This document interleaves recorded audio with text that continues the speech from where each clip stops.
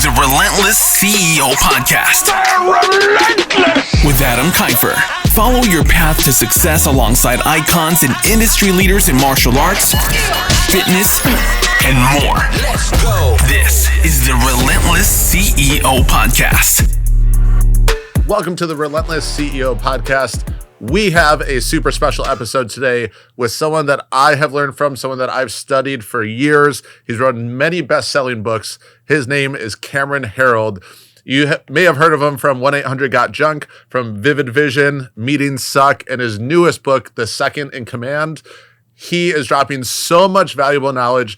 This isn't a podcast episode that you just want to listen to in your car, guys. This is one that you want to sit down with a notepad and take notes. I am rewatching the podcast after I filmed it because it was that good. I want to get the notes down on paper. And I know you guys want the exact same thing. So I hope you guys enjoy. And remember to follow, like, and subscribe.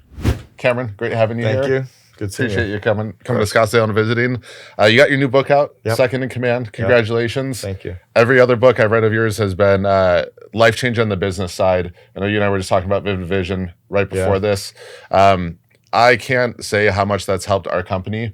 We're building a new franchise right now, and one of the major merchandising deals we got was because I shared the Vivid Vision document. I love it. With them. Yep. And they're like, hey, we see where you guys are going in the next 5 years, although it was a 3-year vision. Yep. And they're like, we want to grow with you. So Yep. we're going to give you bulk pricing on everything now. And I was Awesome. like, Jesus. So I can't tell you guys that are listening that if you have not read Vivid Vision, it is life-changing for your business. And I think it's a requirement for every CEO. Oh, and I'll tell you a second part of it as well. So yeah, I've had clients have landed funding because of it. They've had bankers finally understand their business because of it. I've had clients land multi-million-dollar, without exaggeration, clients because of it.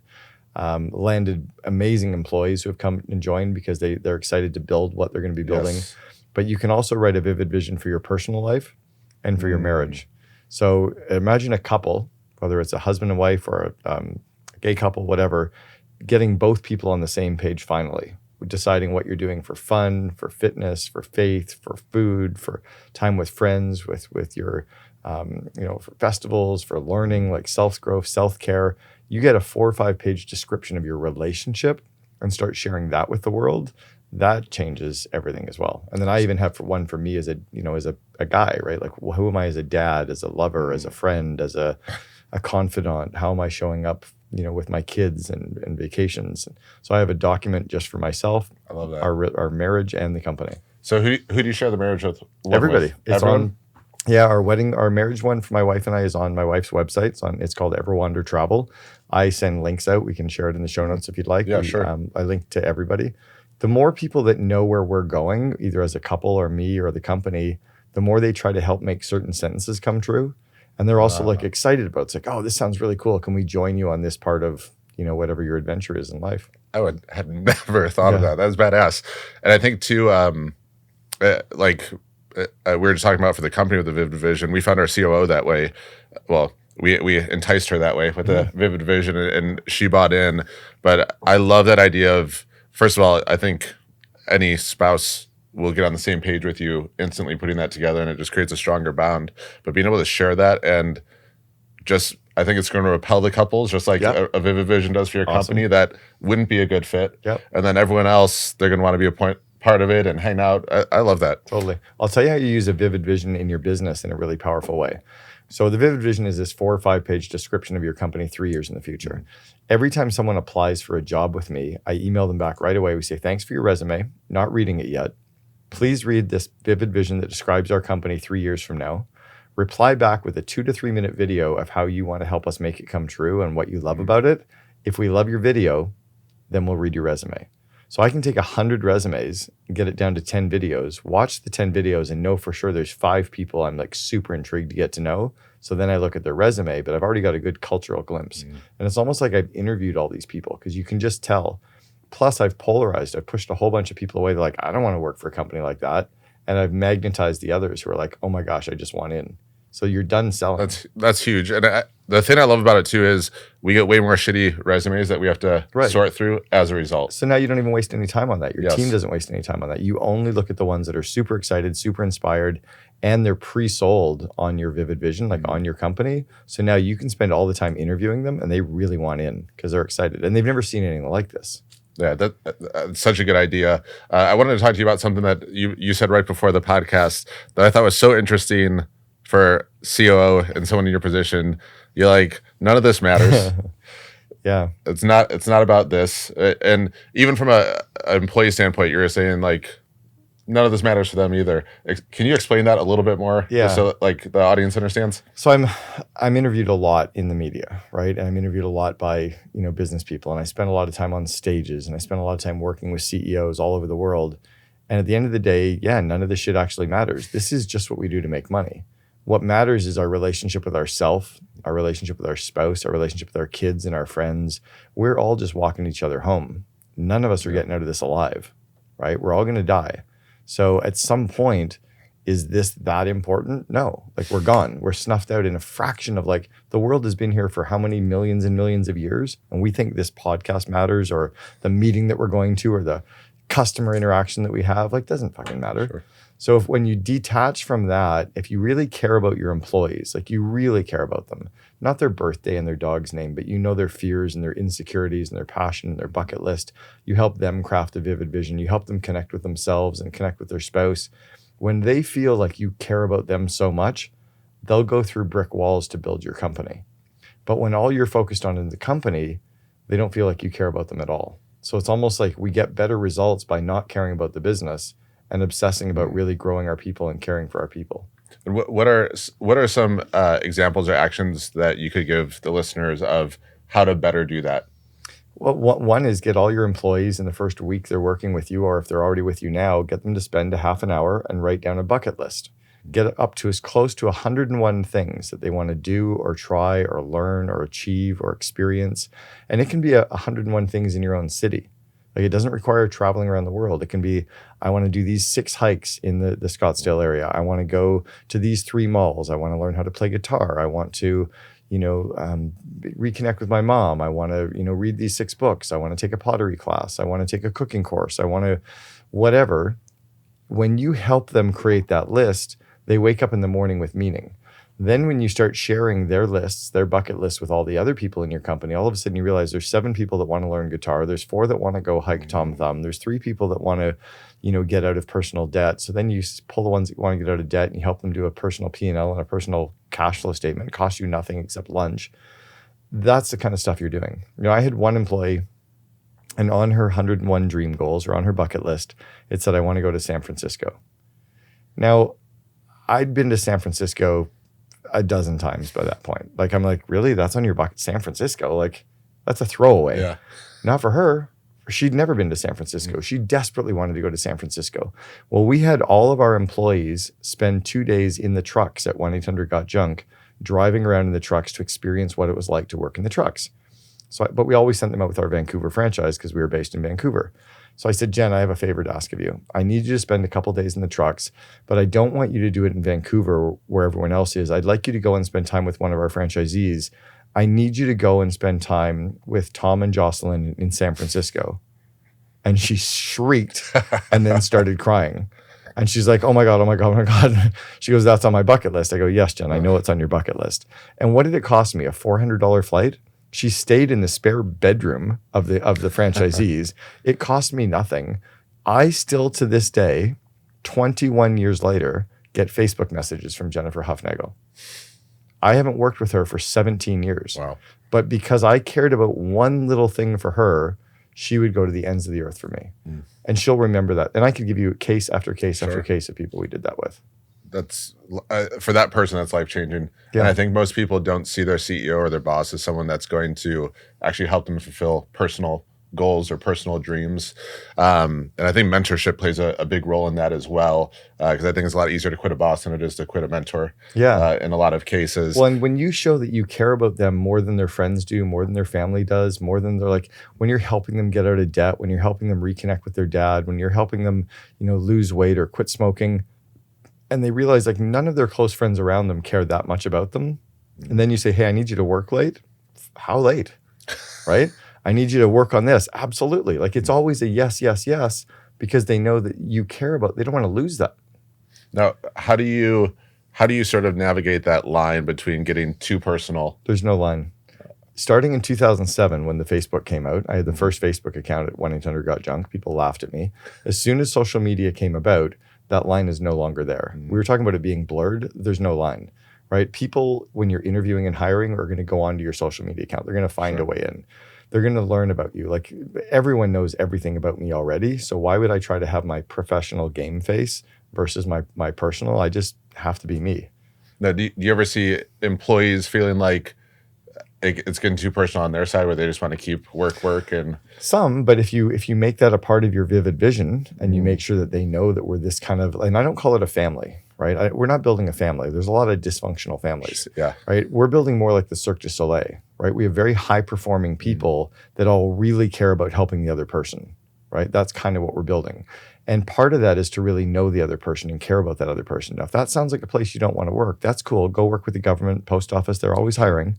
But if you want to work for this kind of a culture, then so what you end up doing is attracting the people that are like the full body fuck yes, right? They want in, and you end up repelling the people like, oh my God, that sounds horrible.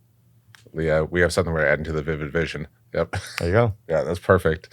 Let's talk about second in command, because we have a lot of small business owners in both the fitness and martial arts industry that listen to this podcast. Totally. And a lot of them trying to find the operator to actually run the systems and do things the way that they hope and dream that they'll get done is hard for them. And then there's also a lot of clashing between the owner and the operators in those different roles.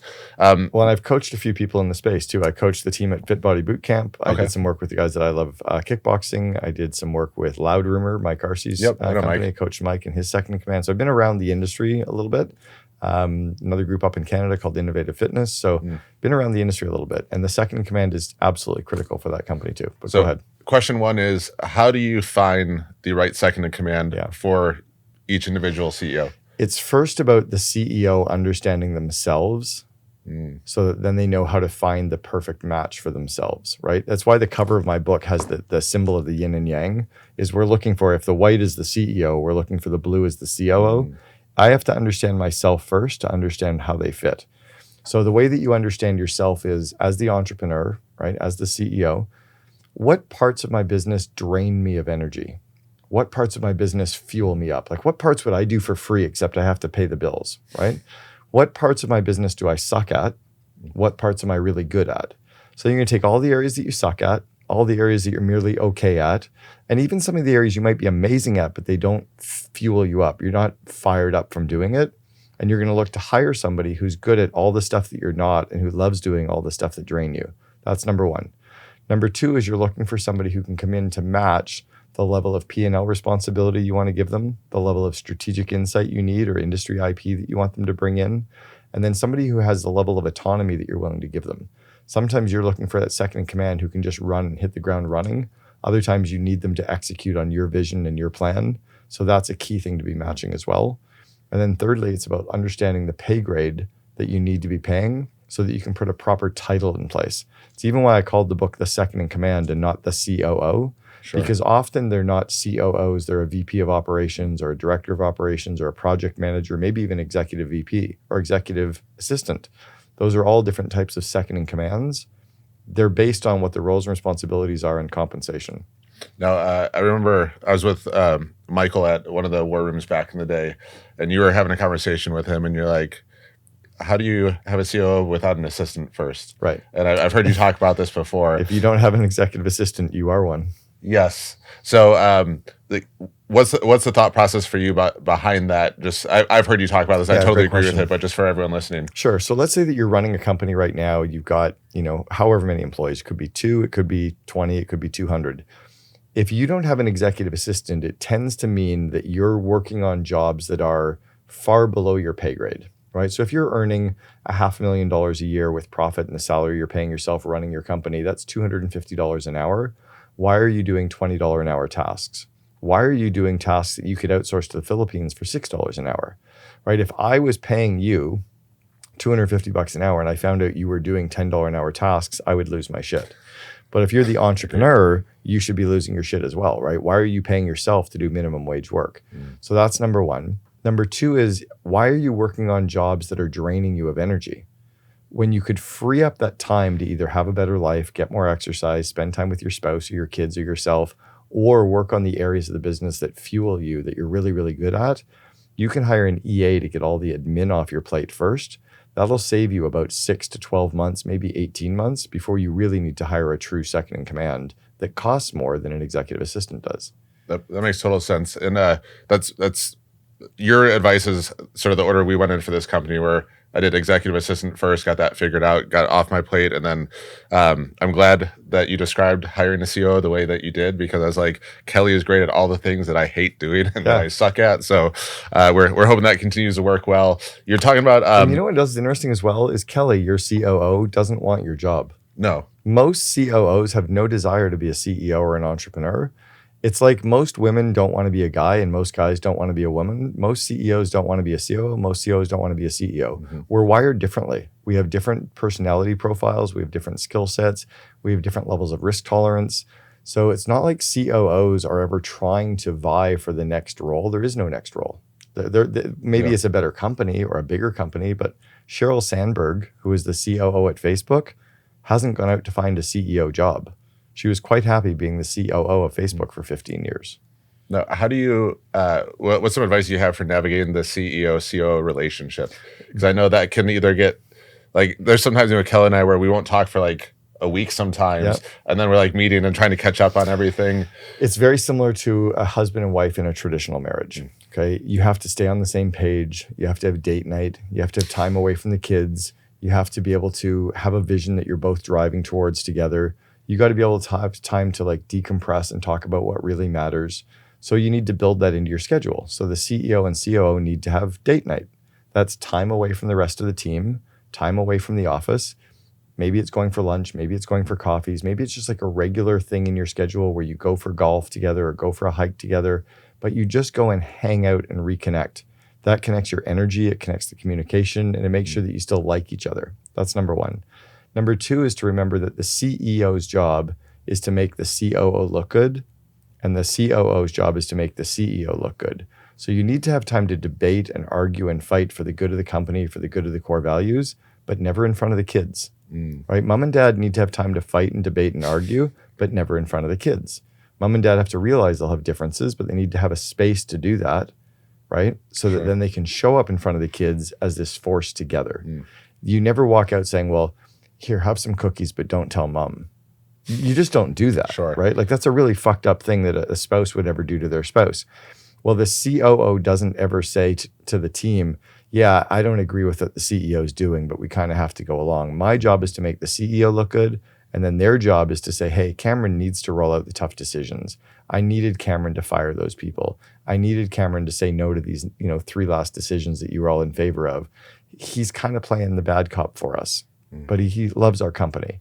So he's making me look good. At the same time, I'm taking all the tough stuff off his plate. So he's always that shining light for the culture of the organization. I love that. And when you're doing date night per se, is that business focused? Is it just it's a bit personal of both. Connected? Okay. It's a bit of both, yeah. You really don't want to hire anyone as your second in command that you don't want to hang out with. Sure. You're not necessarily going to be best friends, right? Brian and I actually were best friends. We had a bit of an unfair advantage. He was the best man at my wedding 3 months before I started to work with him as his COO at 1-800-GOT-JUNK. So we knew everything about each other before I even started to work with him. We'd also been in an EO forum group together for 4 years. So he watched me build 2 companies and knew my skill set. So we had that unfair advantage. But yes, you want to be able to spend time with the person, connecting with them as a human, so that then when you're going to war together, when you're making the tough decisions together, you like hanging out with them. You want to spend time. It's not like, oh shit, I have to go spend time with Kelly. It's like, yeah, Kelly and I get to go make some tough decisions together, but at least I like her. She's fun. She's got a cool energy, right? Of course. That's what you're looking for. Love that. And you talked earlier about responsibility to the P&L. And I know with our employees, we look for like a 4 times return. That's my benchmark. And what's the benchmark for your second in command then? What are you looking at? Same thing. And what we're talking about there is, let's say we're going to hire a $200,000 second in command. We need them annually to make at least $800,000 in gross margin to pay for themselves and to make it worthwhile to build that extra layer of complexity in the business. Otherwise, it's better just to flatline where we are and just scrape more money off the table, right? Sure. So yeah, I'm looking for about a 4 times return on a second in command as well.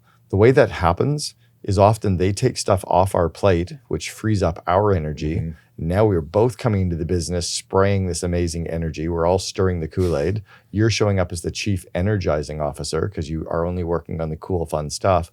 That electricity infuses the whole organization, so we get more out of people. That's number one. Often the CEO is a bit of a rainmaker as well. They're good at landing deals. If we take all the stuff off your plate that drain you of energy and you can land a few more deals, we pay for ourselves. Often if we're running the business by ourselves, we don't have time to grow our people. We don't have time to grow their skills. We don't have time to grow their confidence. We don't have time to remove obstacles for them and to align them.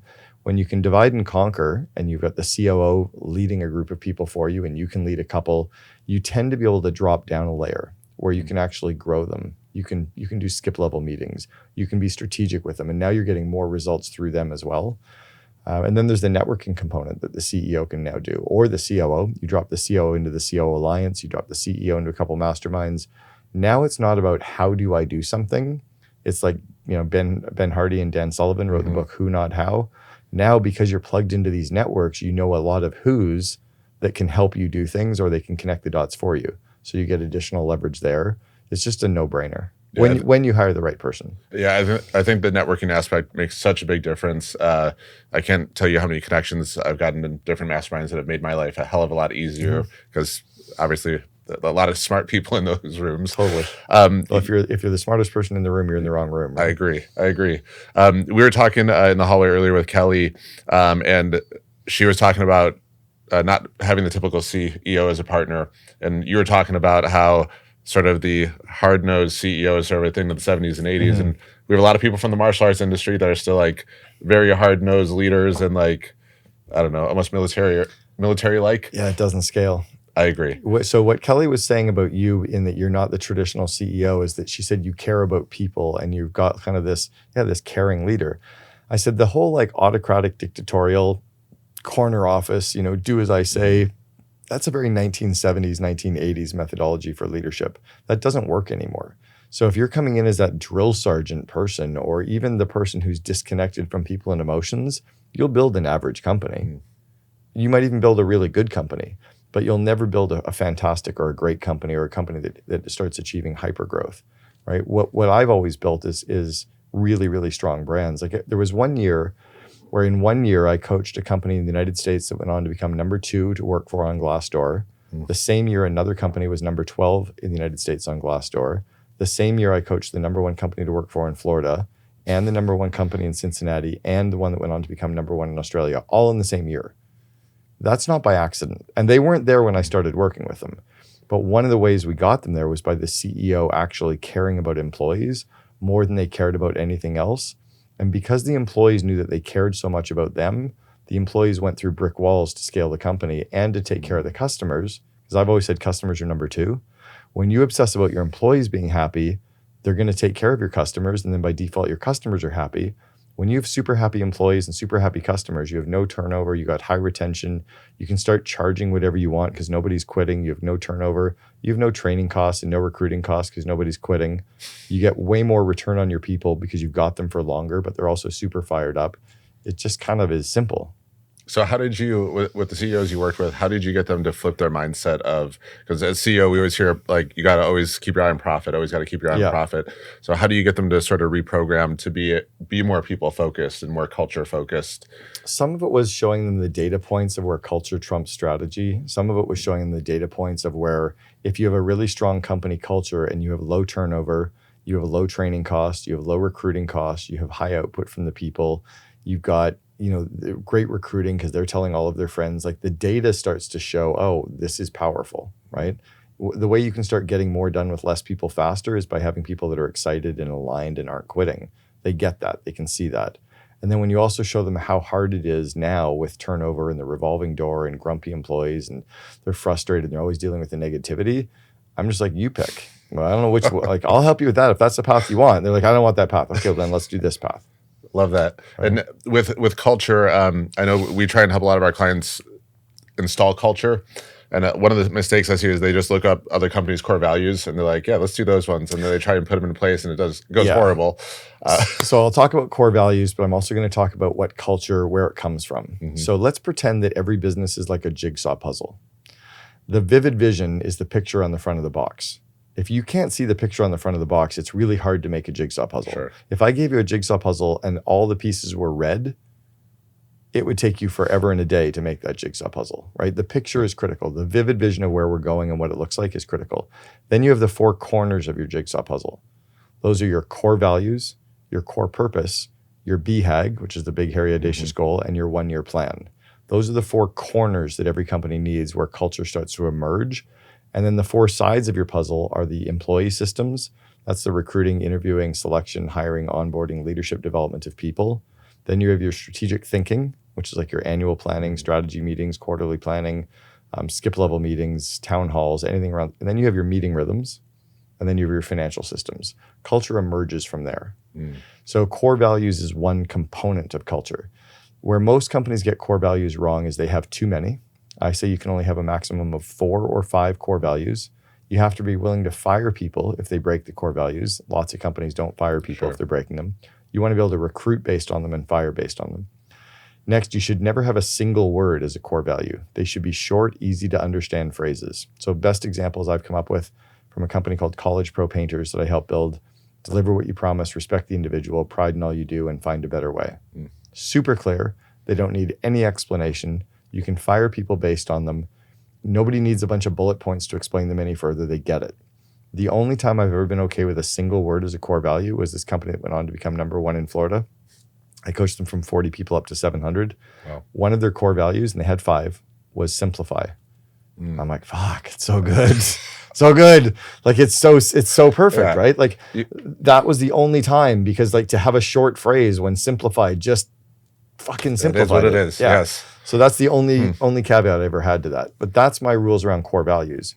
Core purpose is when you're driving towards something, right? It's like, what's that long term? It's like your why, right? Simon Sinek's.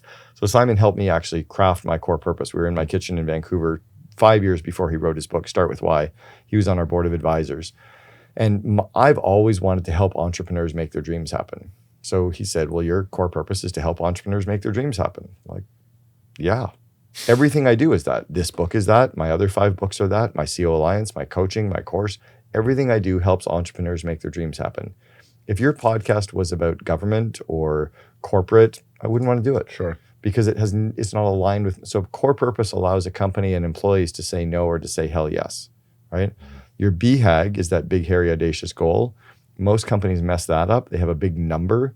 That's not a BHAG. By Jim Collins' definition, it has to be a 20 or 30-year stretch that from the outside seems impossible and from the inside seems plausible.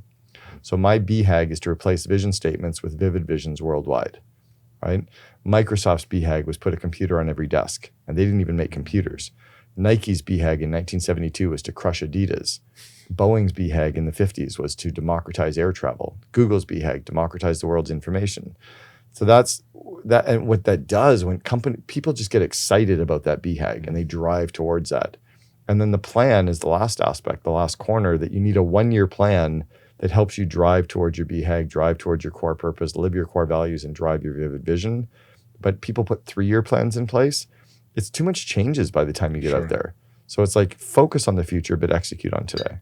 Do you think people do the 3-year plan because their vivid vision is 3 years? So they're like, oh, we got to do the whole plan for that time they frame? did it because the MBA programs taught them that, and big business taught them that. But that was happening in a time of slower business. Business wasn't iterating and changing as fast as it's moving today. Business today is much faster. There's also a saying that if the rate of change outside your company is greater than the rate of change inside, if the rate of change outside your business is greater than the rate of change inside your business, you're out of business. Sure. That makes total sense. Yeah. Now, you've obviously done a ton with leadership, and I want to talk to you about mistakes that you see CEOs making, because I'm one of the people that learns what not to do very easily from watching other people's mistakes. And you've worked with a lot of CEOs. What are some of the things that you see where they're just like shooting themselves in the foot with growth or leadership in their companies? One is that they don't tend to grow people enough, right? They forget that if your company doubles in size over the next 12 to 24 or 36 months, your people need to have twice the skills that they have today. So I've always believed in growing people, right? I flipped the org chart upside down where I have the CEO and the CO at the bottom, supporting the VPs, supporting the managers, supporting the employees, supporting the customers. I think you have to really focus on growing people. A lot of entrepreneurial CEOs tend to not say no as often as they should. right? We tend to be a little bit too inclusive. We don't want to hurt people's feelings. We don't want conflict. So we end up saying yes, and we end up giving out participation ribbons for everything, and that helps no one.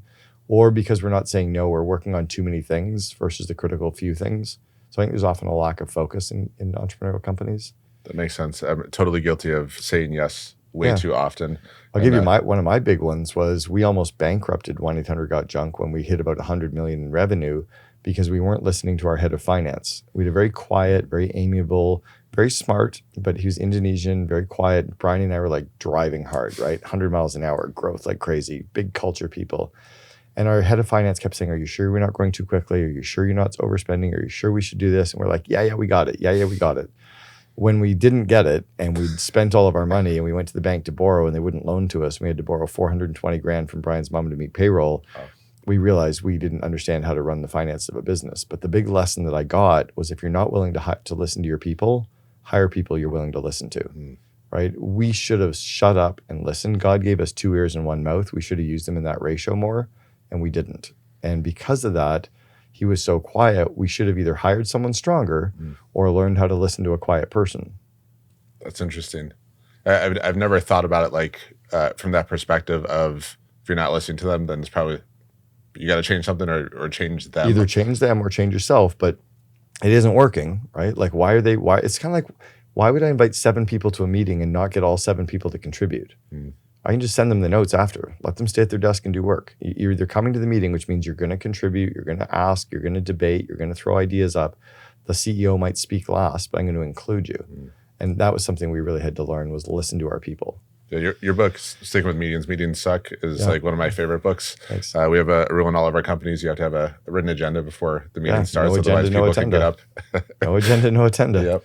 I actually, when Elon Musk sent a tweet out about 5 years ago, he said, if you're in a shitty meeting, stand up and leave the meeting. And I've known Elon since 95 because I was a reference for he and his brother in their first round of funding for Zip2 because his brother used to work for me in 93.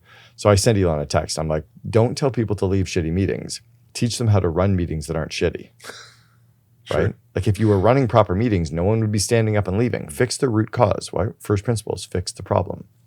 Now, I want to talk to you a little bit too about just the personal development side. You talked a lot about having to double skills as the company doubles and all of that. For CEOs and business owners specifically, what are some of the ways that you recommend to get them more disciplined in personal growth? Because I find that with a lot of the people that we work with in this industry, they just get stuck at a point, and getting them to get back disciplined to working on themselves, and even a lot of times it's health too, where they're just like not taking care of themselves. And so there's a principle in adult learning that the student controls the learning. So until the student's ready to learn, they're not going to learn, right? Until the kid is like, why am I learning this? Until you attach it to a goal or attach it to some greater outcome, and they go, oh, now I understand why I need to pay attention or why I want to pay attention. Entrepreneurs often need to trip and fall a couple of times, skin their knee, realize they're failing, lose some money, lose some time before they go, okay, teach me. So you can be, because entrepreneurs need to be narcissistic, right? We need to be able to say, I know how to do this. I can figure this out when the whole world is saying no. It's hard for them to say, I don't know how to do something because they see that as a weakness. So when you can start showing them, look, like there's all these parts of failure that you've got, you're kind of like a fly trying to get out the window. You're going to keep banging your head on the window until you get out. Most flies end up dead on the windowsill. I can show you a better path. Let me know when you're ready. All of a sudden they pick up the phone and they go, I'm ready.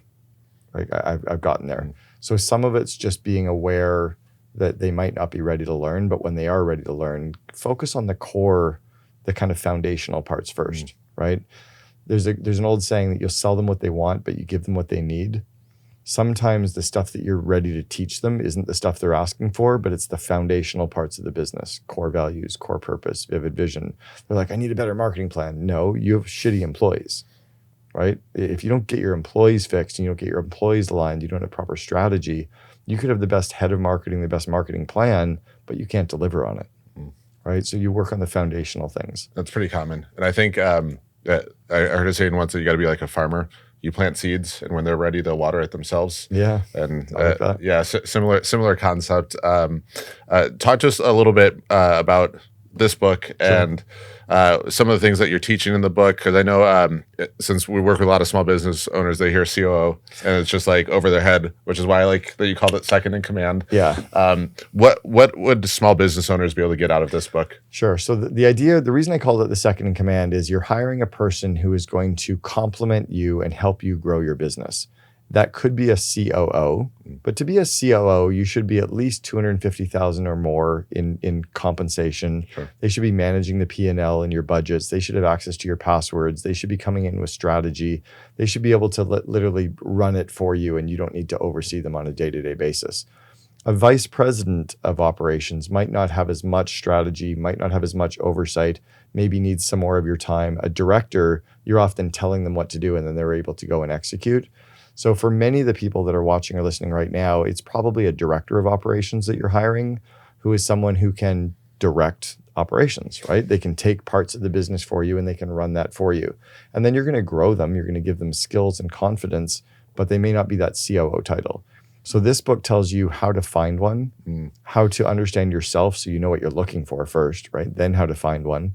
Once you've got one, how do you onboard them? How do you bring them into your company and indoctrinate them into your culture? Get them up to speed so that they're onboarded and they understand the business and the people and the systems so that then they can be successful.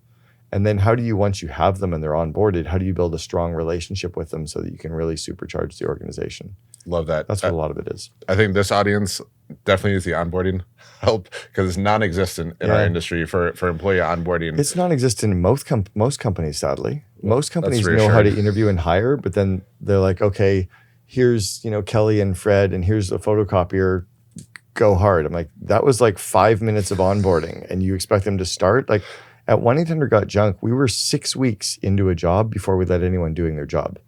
They had to go through call center training. They had to ride in the trucks. They had to go through franchise training. They had to listen in on call center calls for 2 days, listen in on sales calls, listen in on PR calls, ride in the trucks for 2 days, do each of the marketing tactics, read the operations manual, read the call center manual. They had to write a test on the operations manual that was open book. And they had to go for lunch or dinner or breakfast with everyone who managed people in the company. 6 weeks later, they were able to start their job. But by the time they started their job, they really understood the whole business. And that doesn't cost you really that much, right? I know there's some people listening that's like, that's a lot of money to pay someone before they start working for me. Yeah, but then they won't make the mistakes that the other people make, right? They won't be as frustrated. The last thing you want to do is hire a really good person and then 4 hours after they start, they're all bewildered and they don't know what's going on and they're frustrated and then some other company poaches them, right? Or that they're coming in and they don't really understand the business and they're making decisions without really truly understanding the culture, the history, the core values, the core purpose, how we really do things, why we really do things, who these people are that we're working with before they have a few best friends. You don't want them making decisions at that point. So when someone's building out their new employee onboarding, what do you feel like is the most important thing to get them started with? Is it culture right away? Or? Yeah, I kind of follow Simon Sinek's golden circles of the why, the how, and the what. More often than not, we teach them what to do. Yes. We show them, here's our software, here's the job, here's how to do your job. What I want to do is first indoctrinate them in the cult, the why, our core purpose, our BHAG, our history of our company, our core values, how we got to where we are, all the crazy success and failures that you've had over the years. Like we got to teach them like what shitty job you were in the day you started this, like how you were all leveraged, how you went 3 months without paying yourself. They need to understand all of that. Then they need to get to meet all the people so they understand and know people and like people. That's the cultural indoctrination. Often that can be the CEO teaching some stuff, running a few sessions, getting it videoed, teaching a few more, videoing them. Maybe you've taught it 3 or 4 times and you splice in different sections and now it's all videoed. So now they can watch that, right? That's a good leverage of your time. That's the indoctrination in the cult. The second ring is the how. That's all the systems that I even put into my course, Invest in Your Leaders, is all around situational leadership, coaching, delegation, one-on-one meetings, interviewing, hiring, running coaching meetings, classroom teaching. It's all the executive functioning skills that people need to be good in their jobs. So I train them hard in that. Then I get into what we do. Love that. You just sold me on putting Kelly in that even faster now. That's great. Like it's huge for people when they go through that stuff. Here's it's astounding to me. I'll ask you a question. You have interviewed and hired how many people approximately for your companies? 50 to 75-ish. Okay, so you've hired 50 to 75 people. How much training have you had on how to do proper interviews? Very little. How much? Yeah, it's maybe I watched like a video Maybe of someone talking about it. Right? Maybe, yes. Maybe. So you really had no role plays, no practicing, no one watching you do interviews and giving you feedback. You haven't practiced using open questions, closed questions, the pregnant pause, torque. You haven't properly understood how to go through and grade a resume language right now. Yeah. There's systems in place for this, right? When you got, so you might have done it wrong all 50 to 75 I probably times. did a ton of them wrong. Imagine if you actually knew how to do it properly. And if anybody here who knew how to do it properly, how much easier business gets. Because right now people are like, oh, it's hard to find good people. No, you suck at finding good people. Yep. We would never send our kid off to play Little League baseball without teaching him how to hold the bat and toss the ball and catch the ball. Otherwise, Johnny would come home from baseball and go, Daddy, baseball sucks. No, Johnny, you suck at baseball. For real, right? True. And yet we let managers go do their jobs every day. All of our managers run meetings. They've never been trained on how to run meetings. All of our employees go to meetings. We've never trained them how to attend and participate in meetings. All of our managers do one-on-ones with their staff without any training. All of our managers coach people. All of our managers delegate. They're all doing shit with no training. That's why business is difficult. I fucking love that. When you go to the gym, right? There is a proper way to do a bench press. Yes. Do you know what? You probably know exactly how to do it. I don't. So I go in there and my elbows are in the wrong spot and I'm fucking trying my best. And I'm sure these guys like you were looking at me going, nice workout. You were getting like 50% of what you should if you just did that, right? Yeah. Or like a whatever it is, a curl. Like I don't know how to do this shit. So I mean, they're trying my hardest and working out. You're like, no, if you just did this way, you'd get a way better result. It's the same with training your people. That's why I'm like maniacal around my Invest in Your Leaders course. Like I don't get why every company wouldn't spend $750 to have people go through this. Well, it's crazy too because it's a one-time fee, right? Yeah, and it's lifetime. I couldn't believe that. I was like, it's so cheap. Yeah, I just like I'm trying to impact all these companies because then the employees go home and they have better relationships with their spouses, with their kids. Like, anyway, I'm manic about it. No, I love that. Where can people go to get that, by the way? It's called investinyourleaders.com. Easy. Yeah. That's awesome. Yeah, I recommend everyone go get it. We'll be going through it here at Relentless as well. So I appreciate huge value. Yeah, I appreciate you putting that together. And I love your mission for just trying to help entrepreneurs do their job better, live their life better, and all of that. I love that you're not just like dollar bill focused, because I think most of the people I've learned from through my life, it's always about the number. It's always numbers constantly. And I'm already 58 years old. Yeah. I don't need any more money. Like I'm doing this because it's impact and, you know, I get the money that comes in is great, but I'm just trying to have a better life and enjoy what I'm doing every day. And anybody who's watching, like if you see me in a gym, give me a couple tips. Yeah. Okay? I got you, Cameron. Thank you. Well, thank you so much for joining us. Delivering a ton of value. And guys, please, if you haven't read Cameron's books, read them all. Like they are amazing. We have some in our library back there as well for our employees to read. But again, I haven't read this yet. I'm going to. Vivid Vision is one of my favorite books that you've written, and it has been so impactful. So thank you again for everything you're doing. Of course, you're welcome, Adam. Thank you. Awesome.